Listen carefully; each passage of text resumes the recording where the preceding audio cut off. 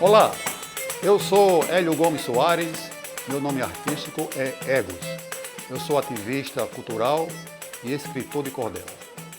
Estamos agora aqui na Casa do Cordel, um espaço que dá oportunidades aos produtores de cultura, aos fazedores de cultura, né? E aqui hoje vamos tratar do projeto O Teatro de Boneco por Trás dos Panos. Para tanto, eu trouxe para a nossa entrevista um brincante, Matheus. Matheus, o que despertou em você o interesse para brincar a arte do boneco? Essa brincadeira começou quando eu era criança, né?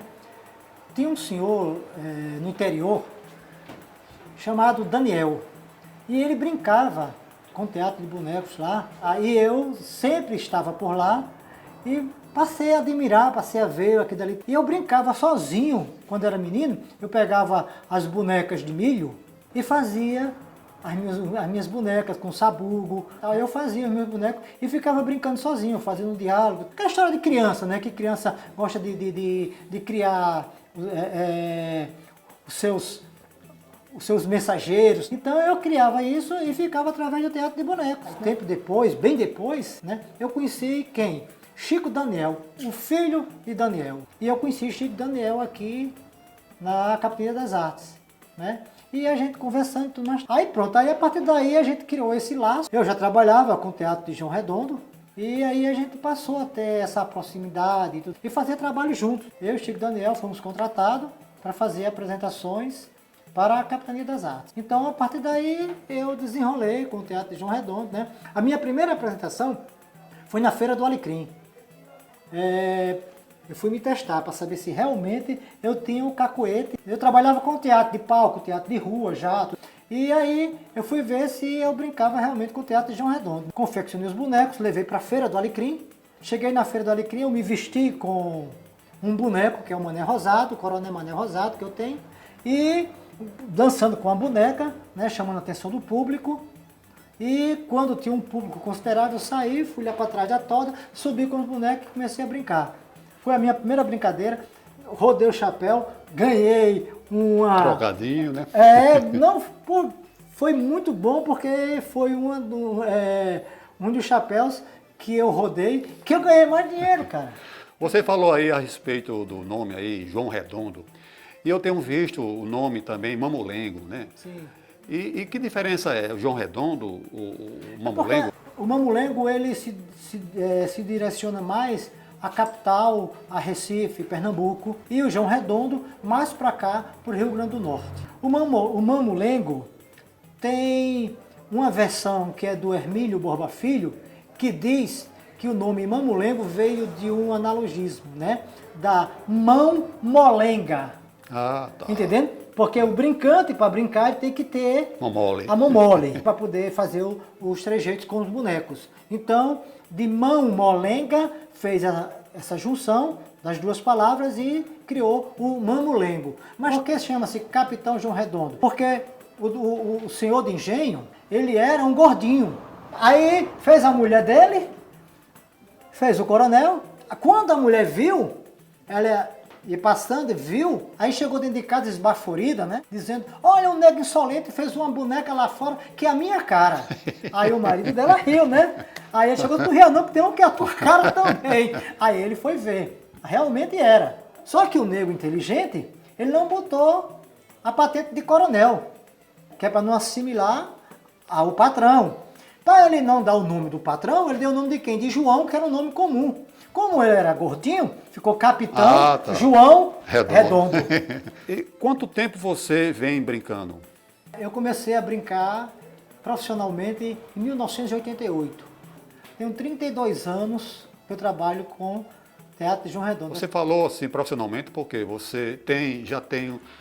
O brincante é uma categoria já consolidada, já formalizada, e tem legislação apropriada para que assegure essa categoria como profissão? Eu diria que sim. Hoje nós somos reconhecidos como patrimônio histórico e material através do IFAM, conhecido tradicionalmente como a brincadeira do teatro de bonecos, a gente não tinha assim uma organização, um organismo, né, que sustentasse tudo isso. Os brincantes eram muito soltos. Aqui, por exemplo, nós temos cadastrado 40 e poucos brincantes. Hoje já existe mais uma organização, nós temos uma associação, hoje aqui no Rio Grande do Norte, tem uma associação no Brasil, uma federação brasileira do teatro de bonecos. Então já se pode se aposentar como um brincante, digamos assim? Não, eu diria que não, porque é o seguinte, porque não existe enquanto uma concepção cultural, mas para o brincante ele se aposentar enquanto brincante, enquanto artista, Não. ainda não tem. Para ele ser, ele tem que pagar uma aposentadoria particular, que eu acho que é uma das falhas do nosso organismo, né, da própria associação, da própria Federação do Teatro de Bonecos, que não pensou ainda desse lado, principalmente nos brincantes que vivem no interior, né, que não tem uma outra fonte de renda a não ser a arte de brincar com João Redondo. Por exemplo, a gente estipula um valor X para cada brincadeira, mas o brincante lá do interior, ele não pode seguir essa regra, porque se ele não brincar por R$200, por R$50, por R$100, ele não vai ter o dinheiro para comer. Então eu acho que ainda falta, nesse processo de organização que o Teatro de João Redondo está, essa organização de quem está em cima, na parte de cima, fazer essa ponte. Você fala na parte de cima são os poderes constituídos. Os poderes constituídos. Mas parece também que precisa uma movimentação, uma mobilização Uma da categoria, né? Para pressionar os nossos dirigentes, né? Nossos governantes, para constituir, então, uma legislação própria do brincante. Essa arte, se não estiver constituída como uma profissão, termina sendo um hobby. Mateus, quem confecciona os seus bonecos? Eu mesmo. Como eu também sou artista plástico, então eu desenvolvo esse lado também de confeccionar os bonecos. E aí eu vou confeccionando um a um, criando personagem. A ideia é que quando eu vou esculpindo o boneco, eu vou formando ele. Aqui é a flor do mamulengo. Ela, quem faz a abertura do meu espetáculo, ela entra cantando "Eu sou a flor do mamulengo". É como se fosse um bebê, uma criança, tá entendendo? Que tá nascendo. Você vai dando vida. Vou dando vida a ele e eu vou personificando ele, dando nome a ele, voz, trejeitos se ele tiver. É tanto que eu tenho um boneco que ele é gago. Ele pergunta: "Oxe, gago, tu quer ficar bom nessa gagueira?" E chegar faz que eu e que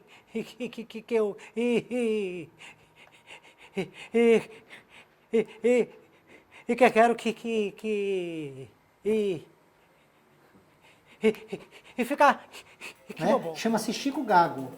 Só que esse boneco eu criei alusivo ao esposo da minha tia, que é gago. E ele contou uma história, uma brincadeira com os filhos dele, e a partir daí achei interessante colocar esse gago na brincadeira do teatro de boneco, que para os brincantes tradicionais eu saí um pouco da tradicionalidade do Capitão João Redondo, da filha do Capitão João Redondo, do policial, do padre, né? Que são figuras constantes dentro do teatro de bonecos. O teatro de bonecos, ele veio para cá, para o Brasil, com os jesuítas, no século XVI, para catequizar os índios junto com o teatro e humanizar as duas colônias que tinha aqui, a colônia portuguesa e a colônia espanhola. Mas tem uma outra vertente que diz que o teatro de bonecos, certo? Também surgiu pelos negros, escravos, que essa bate mais com a nossa história, porque a do século XVI, com os jesuítas, eles acompanhavam a tradicionalidade do teatro de bonecos no mundo, que ela vinha contando as histórias, certo? Religiosas. O teatro de bonecos, ele nasceu religioso. É tanto que aqui ele veio exatamente com essa missão, digamos assim, de catequizar os índios, ensinar os índios, entendendo? A história da Bíblia, a história da igreja, com os jesuítas. Mas uma outra vertente diz que aqui no Nordeste, os bonecos também veio através dos negros, que usou o mesmo expediente que os homens das cavernas usou na época para fazer os bonecos deles lá, porque o teatro de bonecos surgiu exatamente com os homens das cavernas. Os homens das cavernas, eles faziam os bonecos com restos de ossos, pedaços de paus, e faziam na intenção de divertir os filhos e também usar como estratégias de guerra. Os negros, ele fez os bonecos, como eu falei, boneco com restos de ossos, pedaços de paus, montou uma esteira na porta da senzala, e a partir dali ele começou a divertir os filhos contando a sua história. Então foi aí onde aconteceu, que apareceu o Benedito. Benedito entra, né, que vai comandar o show, né, na realidade, né. Aí chama, Benedito, vem cá, Benedito. Já vou, já dou uma pressada, cachorra da molesta. Tá vendo que eu tô aqui todo à vontade não, né? E ele chama, e Benedito vai, demora um pouquinho, mas depois ele sobe, né? Que é o boneco do João Redondo, que, digamos assim, que seja o Pedro Malazar, né? Que se safa de toda a situação. Porque para os brancos, o negro não tinha inteligência, não tinha alma, eram tipo animais. E a mulher do senhor de engenho, que na época os senhores de engenho compravam o título de coronel, que era para exatamente ele ter o direito de bater, de fazer o que ele bem quisesse, e não sofrer nenhuma sanção. Então foi o que o negro fez.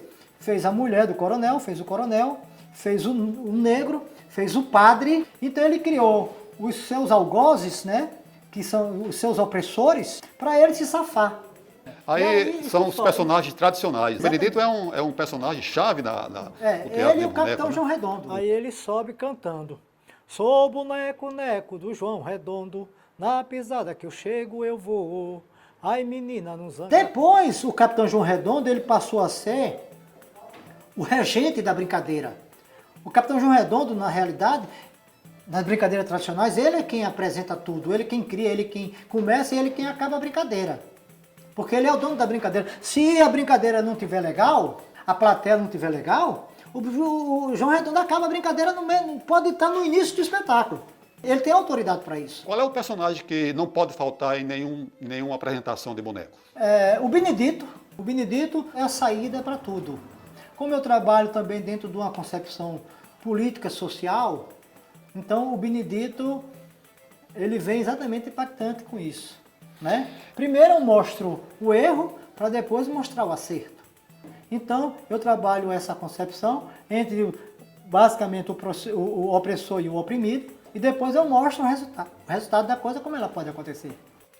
Com relação ao Benedito, hoje em dia, né, você sabe que nós temos grandes problemas, né, com relação ao racismo, e o negro, né, ele está muito evidente. E o Benedito, por ser negro, ele termina muitas vezes, né, dependendo do enredo, podendo ser aquele personagem de chacota, aquele personagem menos valorizado. Você tem esse cuidado? Eu sempre tive esse cuidado. Mesmo antes de existir esse boom todo em cima da concepção do negro, né?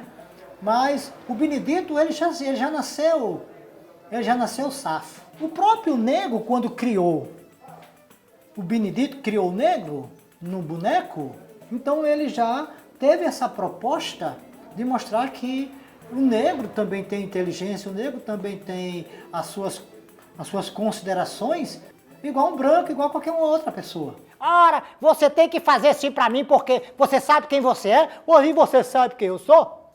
Por acaso? E você não venha querendo subestimar a minha cor, nem o meu chapéu de couro não, viu? É verdade, mas veja só... E não colocá-lo como chacota. O teatro, né, de bonecos, ele normalmente traz alegria, né, ele traz um momento lúdico. Ele é um recurso muito apropriado para o processo educativo, para despertar essas questões sociais que hoje em dia está tão aflorada, né? Eu acho que a escola tem esse compromisso e aí vai usar do recurso do boneco para instruir. No início da brincadeira do Teatro de João Redondo, nem mulher, nem criança podia assistir, porque tinha muita violência. Tinha boneco que subia com a faca mesmo de verdade, e 2 bonecos lá se degladiando em cima da empanada, da toda, entendendo? E um matava o outro. Como os brincantes bebiam muito, muitos faziam a brincadeira bêbado, ele fazia a brincadeira, o que viesse na tela, você sabe, quando a pessoa está bêbada, né? Ela perde totalmente o senso da responsabilidade e do ridículo. Tinha muitos gestos obscenos, tinha muito palavrão, entendeu? Então mulher não podia assistir. Em contrapartida, não existia essa preocupação com a coisa politicamente correta. Tinha muitos brincantes que colocavam Benedito e Baltazar, que eram 2 negros. E um fazia chacota com o outro. E não tinha essa preocupação com a questão do racismo.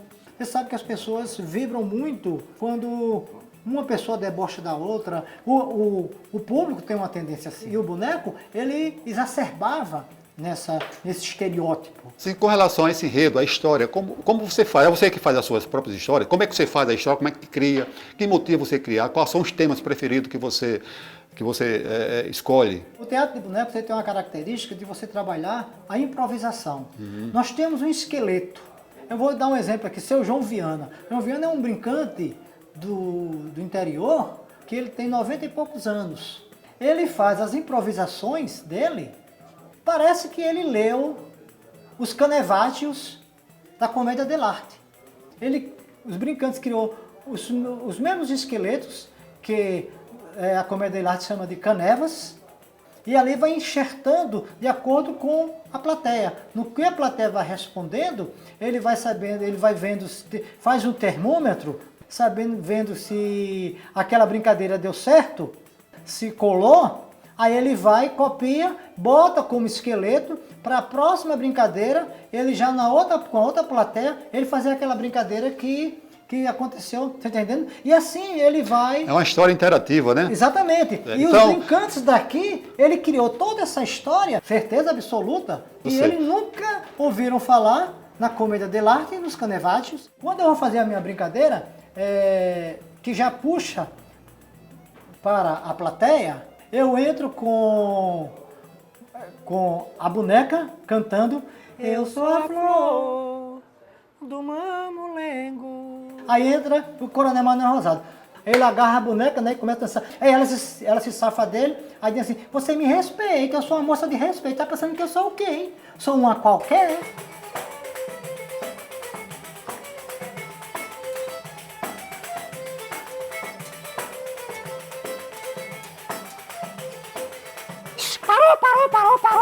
Parou! Que você tá pensando o quê, hein? Aí eu pensei que tu queria dançar mais eu. Aí eu cheguei e me agarrei com tu. Vá pra lá! Não venha não, viu? Se você vir me agarrar assim, olha, eu vou denunciar você, certo? A delegacia da mulher, porque isso aqui é um assédio moral e um assédio sexual, viu? E você nunca mais faça isso comigo, tá sabendo? Calma, minha galera, deixa de ser brava, mulher. Que mulher mais brava, cachorra da molesta, homem? Então isso eu já faço uma brincadeira e já mostra a concepção do valor da mulher, que na época o coronel tinha acesso às empregadas, né, às negras, e ele achava que podia fazer a mesma coisa com a flor. Tá entendendo? Passa a ser uma denúncia aí, né? Exatamente. E ela joga para a plateia. E a plateia absorve isso. Algumas pessoas, algumas mulheres reagem lá. Né? E a partir daí já começa a interatividade. Você chega a enxergar o público pelo pano? Sim. Sim. Esse pano pode ser grosso? É grosso ele. Grosso a ponto de não passar a visão? Sim. Pode ser? Pode. E como é que você vai ver? Porque tem os brincantes, eles furam por aqui. Os furadinhos, né? Por ali ele vai brechar, né? Que é para chegar, por exemplo, como ele está aqui com os 2 braços, ele encosta na empanada, aí vê o público, vê o movimento, o burburinho, o movimento da plateia, tá entendendo? Aí ele manda ver. E também o calor da plateia é muito importante para a brincadeira. Ô, Genildo, como estamos tratando do boneco, né, por trás dos panos, normalmente é só um brincante que fica dentro da toda ou pode existir mais de um? Pode existir mais de um. Dona Dadi, ela como já estava uma pessoa velha, já de idade, ela brincava com o neto dela. Manel Amaral, que faleceu, ele brincava com o filho dele. Eu sei. Dentro da tolda. Eu, particularmente, eu brincava sozinho. E brinco sozinho. Aí nesse caso vai ter que ter Aí várias vozes, sim, né? aí Personagens e eu vou fazer as tal. vozes, né? né? Cada Tem que um ter a articulação perfeita de você tirar uma mão, botar outro boneco, né? O outro tem que ter o personagem, né? sincronismo. Sincronismo e tal. Tem que E ter falar em sincronismo, como é que entra a música aí? Numa troca de boneco, que ele desce, Sim. aí toca um forrozinho aí, meu filho.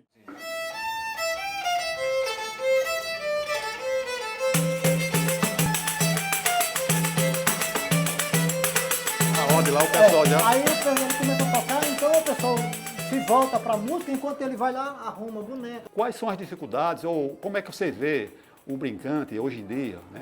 Na contemporaneidade? Né? Você falou uma coisa bem interessante. Eu me considero um brincante contemporâneo. Diferentemente de, eu vou dar um exemplo aqui, de seu João Viana, de Zé Relampo, de Miguel Relampo, entende? Que eram os brincantes tradicionais mesmo. Seu Francisquinho. A brincadeira do seu Francisquinho você via totalmente diferente da minha.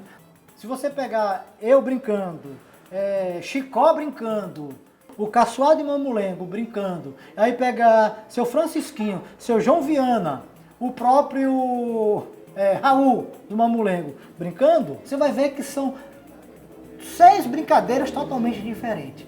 Os tradicionais têm assim mais uma característica uniformizada. A gente não, mais contemporâneo, a gente tem outros bonecos agregados que levanta mais a brincadeira, dá uma contemporaneizada. Mas me fale das dificuldades e qual é a expectativa que você vê, né, Olha, para essa arte. Eu acho que hoje o teatro de bonecos ele está mais acessível, mas não existe muito, como eu falei para você, né, uma questão de organização que criasse um calendário de apresentações. Não uma vez por ano, juntar 30 brincantes, tá entendendo? Falta isso, ou seja, está faltando um pouco de políticas públicas. Exatamente. Que venha favorecer, Tá faltando né, pouco não, faltando muitas. muita política pública, Muita né? políticas públicas. Eu acho que também aí falta, de fato, um pouco, não, como você falou aí, falta muitas políticas públicas, né, que venha realmente favorecer, né, o segmento dos brincantes. Genildo, chegamos no final da nossa entrevista, foi muito bom o seu esclarecimento, né, a respeito da sua arte, que é maravilhosa. Eu gostaria que você fizesse as suas considerações finais. Eu quero agradecer a você também, né, para me dar mais uma oportunidade de mostrar um pouco a história do teatro de bonecos, do meu trabalho, né, enquanto artista. E então eu estou aqui inteiramente aberto, né, com os meus bonecos para fazer e abrilhantar o momento que for oportuno. Muito obrigado, Hélio, né, por essa oportunidade. Matheus, muito obrigado por essa entrevista, né, e dizer que eu estou bastante satisfeito com essa realização, agradecer por essa oportunidade e espero então ter contribuído, né, com o processo da divulgação da cultura popular através desse vídeo.